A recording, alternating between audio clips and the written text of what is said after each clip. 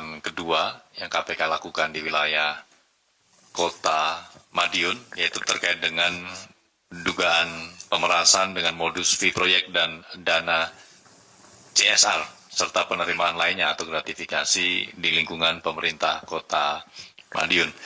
Selanjutnya kepada Bapak Asep Guntur, kami persilahkan untuk menyampaikan secara lengkap.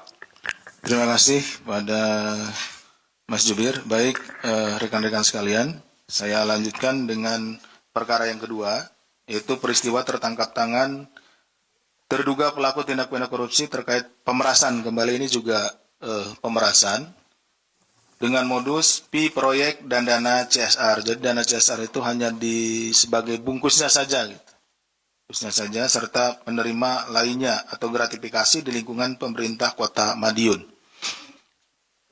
Dana Corporate Social Responsibility atau CSR siogianya untuk kepentingan sosial dan lingkungan hidup bagi kepentingan masyarakat serta dapat mendukung pembangunan berkelanjutan. Oleh karena itu, dana CSR seharusnya juga memberi dampak manfaat sosial secara nyata bagi masyarakat, bukan sumber keuntungan pribadi atau kelompok tertentu. Jadi dana CSR yang diberikan oleh perusahaan itu seharusnya memang digunakan untuk kegiatan-kegiatan sosial yang tidak tidak teranggarkan, gitu ya, seperti itu. Maka ketika dana CSR digunakan sebagai modus operandi untuk menerima fee atau imbalan, yang dirugikan bukan hanya keuangannya, namun juga mencederai hak masyarakat atas pembangunan yang adil. Jadi yang seharusnya masyarakat bisa menikmati fasilitas umum dan lain-lain yang pembangunan yang menggunakan dana CSR, maka dengan digunakannya secara tidak sah oleh oknum koruptor, maka masyarakat kehilangan kesempatan untuk mendapatkan pelayanan yang terbaik. Selain itu, dalam perkara ini juga ditemukan fakta adanya peraturan wali kota tentang tanggung jawab sosial perusahaan atau TSP yang tidak ditaati serta menyalahi ketentuan dalam undang-undang PT, tentunya perseroan terbatas. Di antaranya terkait dengan pemberdayaan TSP atau tanggung jawab sosial perusahaan dalam bentuk uang maupun tata kelola yang tidak dilakukan secara kredibel. Ini sudah ada aturan-aturannya sebetulnya, tetapi kemudian disimpangi oleh oknum tersebut dan digunakan untuk kepentingan pribadi. Oleh karena itu, penangkapan terduga pelaku yang tertangkap tangan melakukan dugaan tindak pidana korupsi di pemerintah Kota Madiun menjadi warning atau peringatan keras bahwa tata kelola pemerintah daerah seharusnya berpihak kepada masyarakat. Jadi seharusnya dana-dana ini, dana-dana sosial ini untuk kemaslahatan masyarakat, untuk mendukung kegiatan-kegiatan masyarakat, tetapi pada kenyataannya digunakan untuk kepentingan pribadi. Di sisi lain, penindakan yang dilakukan oleh Komisi Pemberantasan Korupsi merupakan kali kedua terjadi di Kota Madiun. Jadi ini adalah yang kedua kali. Jadi ini berulang sehingga kami sebetulnya sangat prihatin dengan hal ini dan semoga ini adalah yang terakhir ya, di Madiun. Tidak terjadi lagi. Ketika itu KPK melakukan penindakan terhadap Wali Kota Madiun terkait dengan korupsi proyek pasar besar, gratifikasi dan tindak pidana pencucian uang atau TPPU. Itu yang dulu, yang sebelumnya ya. Fakta tersebut menunjukkan bahwa pemberantasan korupsi tidak cukup berhenti pada penindakan, tetapi harus diikuti dengan perbaikan sistem, budaya dan komitmen serta integritas yang berkelanjutan. Jadi selain dari penindakan, maka kemudian ada perbaikan sistem nanti yang dilakukan oleh Kedeputian Pencegahan dan juga diikuti dengan pendidikan anti korupsi, di mana untuk memberikan pemahaman terhadap bagaimana perilaku koruptif yang harus dihindari. Melalui fungsi koordinasi dan supervisi, ya, Korsub, jadi selain dari yang tiga tadi juga fungsi koordinasi dan supervisi sebagai upaya pencegahan KPK mendorong seluruh pemerintah daerah memperkuat transparansi, akuntabilitas dan pengawasan demi menghadirkan pemerintah yang bersih, melayani dan berorientasi pada kepentingan rakyat. Adapun kronologis perkaranya adalah sebagai berikut. Pada bulan Juli 2025, Saudara MD selaku Wali Kota Madiun periode 2025-2030 memberi arahan pengumpulan uang. Jadi arahan itu disampaikan melalui Saudara SMN selaku Kepala Perizinan Dinas Penanaman Modal dan Pelayanan Terpadu Satu Pintu atau DPM PTSP. Jadi disampaikan oleh Wali Kota kepada Kepala Dinas tersebut, ya, Saudara SMN dan Saudara SD, Kepala Badan Keuangan dan Aset Daerah atau BKAD Kota Madiun. Jadi disampaikan arahan untuk mengumpulkan sejumlah uang, ada arahannya gitu ya. Arahan tersebut ditujukan kepada pengurus Yayasan Stikes Bakti Husada Mulia Madiun. Jadi ada Sekolah Tinggi Ilmu Kesehatan Stikes Bakti Husada. Ini untuk menyerahkan uang sebesar 350 juta terkait pemberian izin akses jalan dalam bentuk uang sewa selama 14 tahun. Jadi ada di depannya gitu ada akses jalan untuk menuju ke Stikes Bakti Husada Mulia Madiun. Dengan dalih keperluan dana CSR Kota Madiun, sebagaimana diketahui Stikes Madiun yang sedang dalam proses alih status perguruan tinggi menjadi universitas. Jadi Stikes ini juga sedang berproses untuk menjadi universitas. Pada 9 Januari 2026, pihak Yayasan Stikes menyerahkan uang tersebut kepada Saudara RR, selaku pihak swasta yang merupakan orang kepercayaan Saudara MD melalui transfer rekening atas nama CPSA. Ini perusahaan ya, CPSA ini. Dari peristiwa tertangkap tangan ini, tim KPK mengamankan 9 orang, yaitu Saudara MD, Wali Kota Madiun periode 2019-2024 dan 2025-2030. Jadi ini adalah periode kedua yang bersangkutan ya. Kemudian Saudara RR selaku pihak swasta atau orang kepercayaan Saudara MD. Kemudian Saudara TM, Kepala Dinas PUPR Kota Madiun. Saudara KP, Sekretaris Dinas Kebudayaan Pariwisata, Kepemudaan dan Olahraga, Disbudfora Kota Madiun.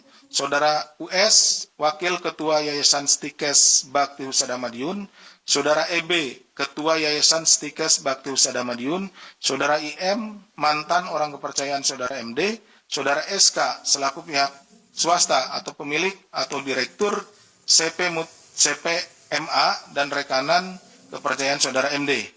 Dan Saudara SG, selaku pemilik Rumah Sakit Darmayu dan developer PT HB. Selain itu, tim KPK juga mengamankan barang bukti uang tunai sejumlah 550 juta. Dengan rincian 350 juta diamankan dari RR dan 200 juta diamankan dari TM. Jadi dari dua orang ini jumlahnya 550 juta. Bahwa dalam peristiwa tertangkap tangan ini, tim KPK juga menemukan adanya dugaan tindak pidana korupsi berupa permintaan fee penerbitan perizinan di lingkungan Pemkot Madiun kepada pelaku usaha seperti hotel, minimarket, hingga waralaba. Jadi selain dari permintaan tadi ke Stikes, ada untuk mendirikan usaha di sana. Nah, dimintai untuk pengajuan izinnya itu diminta oleh oknum wali kota ini. Bahwa pada bulan Juni 2025, MD juga diduga meminta uang kepada pihak developer sekitar 600 juta, di mana uang tersebut diterima oleh SK dari pihak developer PTHB yang selanjutnya disalurkan kepada MD melalui perantara RR dalam 2 kali transfer rekening. Penerimaan lainnya atau gratifikasi, penyidik juga menemukan berbagai indikasi dugaan tindak pidana korupsi lainnya berupa pemerasan atau penerimaan lainnya oleh Saudara MD saat menjabat sebagai Wali Kota Madiun. Di antaranya penerimaan lain berupa gratifikasi terkait pemeliharaan jalan paket 2 dengan nilai proyek sebesar 5,1 miliar. Di mana MD selaku melalui Saudara TM selaku Kepala Dinas PUPR Kota Madiun meminta fee 6% dari nilai proyek tersebut pada penyedia jasa atau kontraktor. Namun pihak kontraktor hanya menyanggupi fee 4% atau sekitar 200 juta, bahwa kemudian terjadi kesepakatan atas kesanggupan pemberian fee yang dilaporkan oleh TM kepada MD. Bahwa kemudian KPK turut menemukan dugaan penerimaan lainnya atau gratifikasi oleh MD dalam periode tahun 2019-2022 dari sejumlah pihak dengan total mencapai 1,1 miliar. Ini banyak sekali gitu ya, di beberapa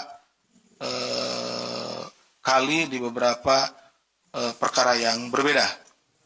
Berdasarkan kecukupan alat bukti dalam dugaan tindak pidana korupsi terkait pemerasan dana CSR dan penerimaan lainnya di Pemkot Madiun tersebut, maka KPK menaikkan perkara ini ke tahap penyidikan serta menetapkan 3 orang tersangka ya sesuai dengan kecukupan bukti dan juga perannya masing-masing, yaitu Saudara MD Wali Kota Madiun periode 2025-2030 ya. Ini periodenya yang kedua.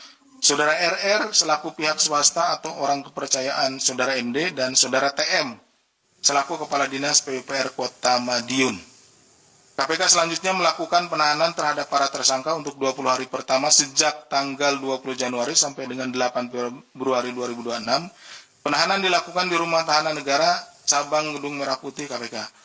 Atas perbuatannya terhadap Saudara MD dan Saudara RR disangkakan telah melanggar pasal 12 huruf E atau pemerasan Undang-Undang Nomor 20 Tahun 2001 Junto pasal 20, Junto pasal 21 Undang-Undang Nomor 1 Tahun 2023 tentang KUH Pidana. Selain itu Saudara MD bersama-sama dengan Saudara TM disangkakan telah melanggar pasal 12 huruf B besar. Ini gratifikasi Undang-Undang 31 Tahun 1999, Junto Undang-Undang Nomor 20 Tahun 2001, Junto pasal 20, Junto pasal 21 Undang-Undang Nomor 1 Tahun 2023 tentang KUH Pidana. Dalam kesempatan ini KPK juga menyampaikan apresiasi dan terima kasih kepada seluruh pihak yang telah mendukung seperti kontribusi dalam peristiwa tertangkap tangan Kota Madiun, khususnya kepada warga masyarakat Madiun, Polres Madiun, pihak Angkasa Pura, protokol penerbangan Bandara Juanda, Maskapai Penerbangan Garuda Indonesia yang telah memfasilitasi proses penyelidikan dugaan tindak pidana korupsi ini. Demikian yang bisa kami sampaikan. Terima kasih. Saya kembalikan kepada Mas Jubir. Baik, terima kasih Pak Deputi yang telah menyampaikan secara lengkap terkait dengan peristiwa tertangkap tangannya para terduga pelaku tindak pidana korupsi di wilayah Kota Madiun, di mana KPK kemudian menetapkan 3 orang tersangka, yaitu Saudara MD selaku Wali Kota Madiun periode 2019-2024 dan periode 2025 sampai dengan 2030. Kemudian Saudara RR selaku pihak swasta atau orang kepercayaan dari Saudara MD dan Saudara TM selaku Kepala Dinas PUPR Kota Madiun. Selanjutnya kami akan menunjukkan barang bukti yang diamankan dalam peristiwa tertangkap tangan ini, yaitu uang tunai senilai 550 juta rupiah.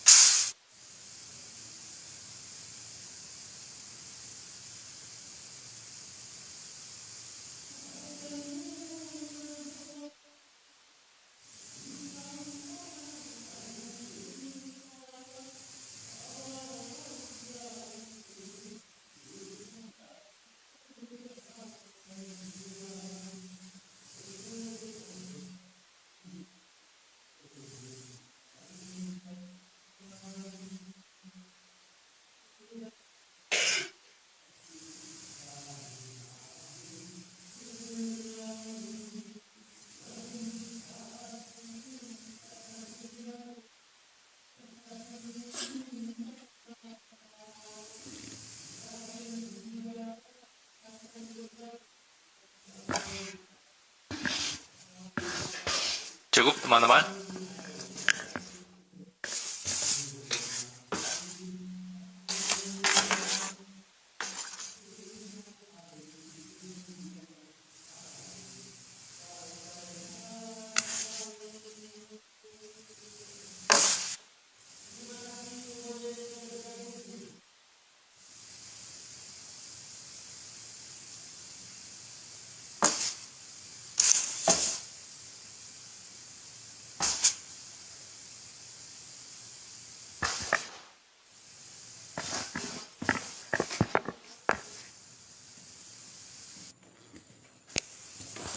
Baik, kawan-kawan media, kita akan masuk ke sesi tanya jawab.